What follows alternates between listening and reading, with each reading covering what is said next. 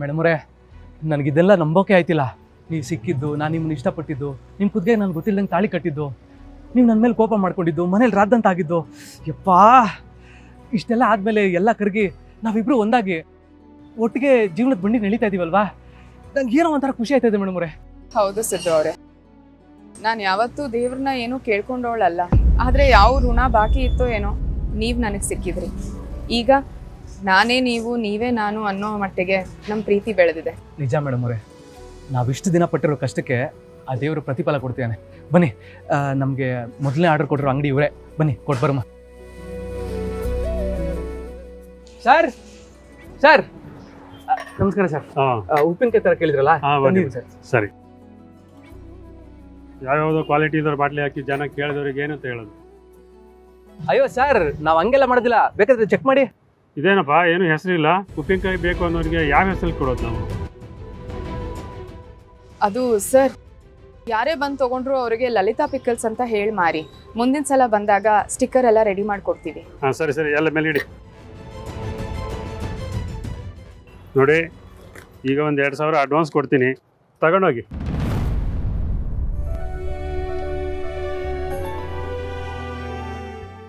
ತಗೊಳ್ಳಿ ಅಡ್ವಾನ್ಸು, ಆಮೇಲೆ ಕೊಡ್ತೀನಿ, ವ್ಯಾಪಾರ ಆಗಲಿ. ಸರಿ ಸರ್, ಹಾಗೆ ಆಗಲಿ.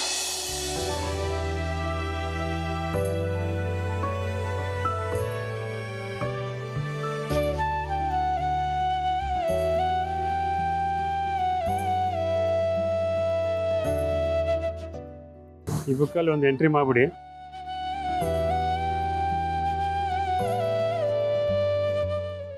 Thank you sir. ಔಟ್ ಬನ್ನಿ.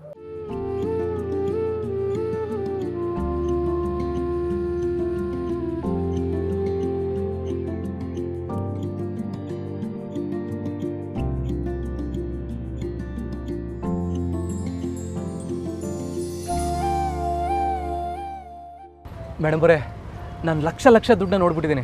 ಈ ಎಲೆಕ್ಷನ್ ಅಂತ ಬಂದಾಗ ದುಡ್ಡನ್ನ ನೀರು ಸುರಿದಂಗೆ ಸುರಿದಿದ್ದೀನಿ. ಆದರೆ ಕಷ್ಟಪಟ್ಟು ದುಡ್ದಿರೋ ದುಡ್ಡನ್ನ ಕೈಯಲ್ಲಿ ಇಟ್ಕೊಂಡಾಗ ಆಗೋ ಅನುಭವ ಇದೆಯಲ್ಲ, ಅದು ಯಾವತ್ತೂ ಸಿಕ್ಕಿಲ್ಲ ಮೇಡಮ್.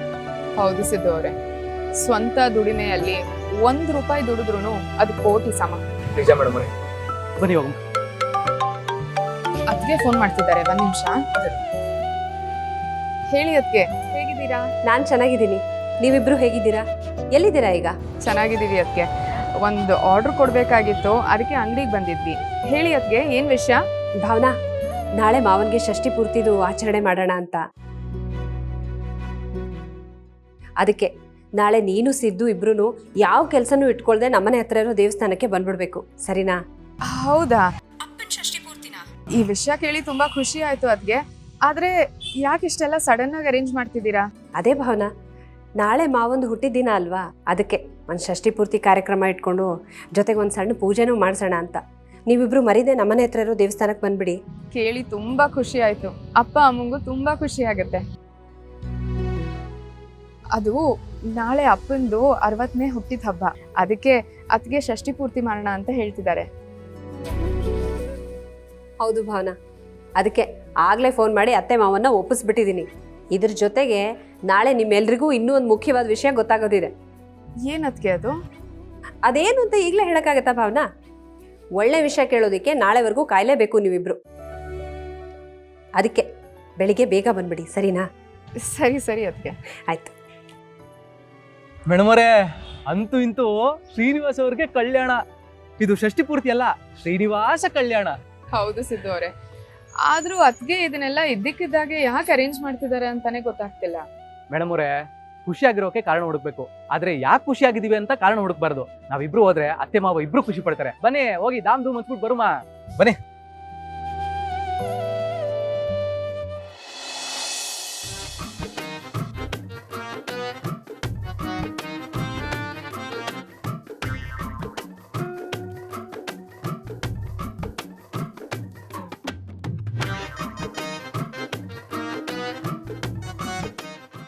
ಯಜಮಾನ್ರು CM ಸೀಟು ತಮ್ಗೆ ಯಾವಾಗ ಬರ್ತದೆ ಅಂತ ಯೋಚನೆ ಮಾಡ್ತಾ ಇದ್ದೀರೋ?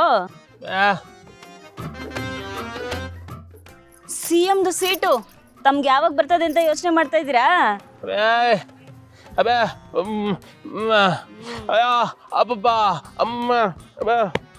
ಅದು ನಂಗೆ ಗೊತ್ತಿಲ್ವೇ?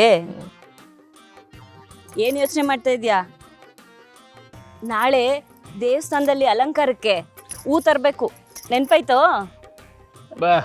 ಓ ನೆನ್ಪೈತೆ, ನೆನ್ಪಿದ್ರಲ್ಲಿ ಕೂತಿದ್ಯಾ? ಏಯ್ ಎದ್ ನಡಿ. ಏಯ್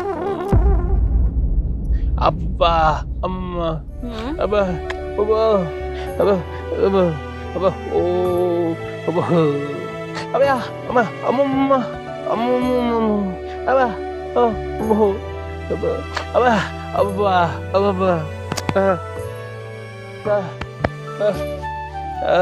ಅವ್ರ ಋಣ ನಿನ್ ಮೇಲೆ ಐತೆ ಅಂತ ಹೇಳ್ತಾ ಇದ್ಯಾ? ವೆಂಕಿ, ಅತ್ತೆ ಮಾವನ ಋಣ ನೀನಾಗ್ಲಿ ನಾನಾಗ್ಲಿ ಅಷ್ಟೇ ಯಾಕೆ, ಅವ್ರು ಎತ್ತಿದಾರಲ್ಲ ಮಕ್ಕಳು, ಅವರು ತೀರ್ಸಕ್ಕಾಗಕ್ಕಿಲ್ಲ. ನಾವಿಬ್ರು ಮದ್ವೆ ಆಗಿ ಬಂದ್ವಲ್ಲ ಮನೆಗೆ, ಅವಾಗ ಸಂತೋಷ್ ಬಾವ ನಮ್ಮಿಬ್ರನ್ನ ಹೆಂಗೆಲ್ಲ ನಡೆಸ್ಕೊಂಡ್ರು ಅಂತ ನೆನ್ಪಾಯ್ತಾ? ಮನೆಯಲ್ಲಿ ನಾವು ಇಷ್ಟೆಲ್ಲ ಜನ ಇದ್ದೀವಿ, ನಮ್ಮನ್ನ ಒಂದು ಮಾತು ಕೇಳಬೇಕು ಅಂತ ಅನ್ಸಿಲ್ವಾ ನಿಮಗೆ? ಆ ಟೈಮಲ್ಲಿ ಅತ್ತೆ ಮಾವನೇ ನಮ್ಮಿಬ್ರಿಗೆ ಬಲ ಆಗಿ ನಿಂತಿದ್ದು. ಈಗ ಇದನ್ನೆಲ್ಲ ಚರ್ಚೆ ಮಾಡ್ಕೊಂಡು ನಿಂತ್ಕೊಳ್ಳುವಂತ ಸಮಯ ಅಲ್ಲ. ಮದುವೆ ಆಗಿ ಜೋಡಿ ಆಚೆ ಬಾಗ್ಲತ್ರ ನಿಂತ್ಕೊಂಡಿದ್ದಾರೆ, ಒಳಗ್ ಕರ್ಕೋಬೇಕಾದ್ದು ನಮ್ಮ ಕರ್ತವ್ಯ. ಒಂದಿನಕ್ಕೂ ಯಾಕೆ ಹಿಂಗ್ ಮಾಡಿದ್ರಿ, ಯಾಕೆ ಹೇಳ್ದೆ ಮದ್ವೆ ಆದ್ರಿ ಅಂತ ಒಂದು ಪ್ರಶ್ನೆ ಕೇಳಿಲ್ಲ. ನಿಜವಾಗ್ಲೂ ಅವರು ದೇವ್ರಂತ ಮನ್ಸಿರೋರು. ನೋಡು, ಜೀವನ ಪೂರ್ತಿ ನಾವಿಬ್ರು ಅವ್ರ ಪಾದ ಸೇವೆ ಮಾಡ್ಕೊಂಡಿದ್ರು ತಪ್ಪಾಗಕ್ಕಿಲ್ಲ. ಹೌದು, ಇವಾಗ ಯಾಕೆ ಇದನ್ನೆಲ್ಲ ಯೋಚನೆ ಮಾಡ್ತಾ ಇದ್ಯಾ? ಅಬ್ಬಯ್ಯ ಅಬ್ಬ ಅಮ್ಮಮ್ಮ ಅಬ್ಬಯ್ಯ ನಾಳೆ ಷಷ್ಠಿ ಪೂರ್ತಿ. ಅಬ್ಬ ಅಬ್ಬ ಓ ಓ ಅಬ್ಬ ಅಬ್ಬ ಅಬ್ಬ ಅಬ್ಬ ಷಷ್ಠಿ ಪೂರ್ತಿಗೆ ಏನಾದ್ರೂ ಗಿಫ್ಟ್ ಕೊಡ್ಬೇಕು, ಅವರು ಮರಿಬಾರ್ದು. ಅಬ್ಬ ವೆಂಕಿ, ಅವ್ರಿಬ್ರು ಒಂಥರ ದೇವ್ರಿದ್ದಂಗೆ. ದೇವ್ರಿಗೆ ನಾವ್ ಏನ್ ಗಿಫ್ಟ್ ಕೊಡಕ್ಕಾಯ್ತದೆ ಹೇಳು? ನಮ್ಮಿಬ್ರು ಜೀವ ಕೊಟ್ರು ಅದು ಕಡಿಮೆನೆ.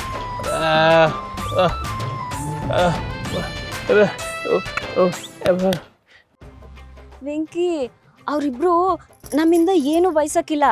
ನಾನು ನೀನು ಎಲ್ರು ಯಾವಾಗ್ಲೂ ಖುಷಿ ಖುಷಿಯಾಗಿರ್ಬೇಕು ಅಂತ ಅಷ್ಟೇ ಬಯಸ್ತಾರೆ. ಅಂಥವ್ರಿಗೆ ಏನು ಅಂತ ಗಿಫ್ಟ್ ಕೊಡೋಕಾಯ್ತದೆ?